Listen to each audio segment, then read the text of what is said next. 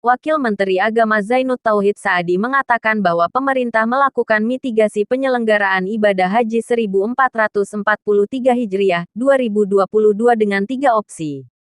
Ketiganya adalah kuota penuh, kuota terbatas, dan atau tidak memberangkatkan jemaah haji.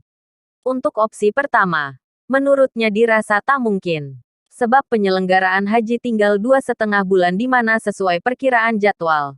Kelompok terbang kloter pertama jamaah haji tahun 1443 Hijriah 2022 direncanakan berangkat pada 4 Zulkaidah 1443 Hijriah tanggal 5 Juni tahun 2022. Kami pemerintah Indonesia tetap menerapkan 3 opsi. Opsi pertama saya kira tak mungkin. Artinya dengan kuota penuh. Opsi kedua kuota terbatas. Ketiga seperti tahun lalu tidak memberangkatkan.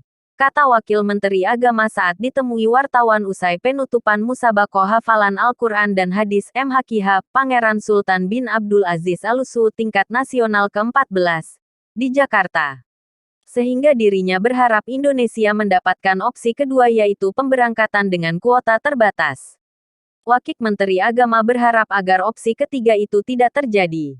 Mudah-mudahan yang ketiga tidak ya, kata beliau. Terkait kepastian kuota, Wakil Menteri Agama mengatakan pemerintah masih menunggu pengumuman dari Kerajaan Arab Saudi. Hal ini dibuktikan dengan pertemuan Menteri Urusan Islam, Dakwah, dan Penyuluhan Arab Saudi, Syekh Dr. Abdul Latif bin Abdul Aziz Al-Syekh dan Wakil Presiden Ma'ruf Amin pada Jumat, tanggal 25 Maret tahun 2022.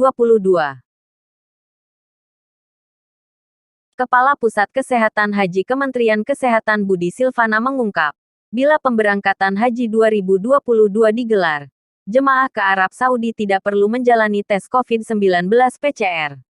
Jemaah hanya perlu menjalani tes COVID-19 setibanya kembali ke Indonesia. Tes itu dilakukan di Arab Saudi dan di Indonesia. Untuk keberangkatan tidak ada pemeriksaan sama sekali. Tapi untuk kedatangan itu dilakukan PCR. Jelas Budi dalam rapat dengar pendapat RDP di Komisi 8 membahas biaya komponen kesehatan haji tahun 2022 di Kompleks Parlemen, Senayan, Jakarta.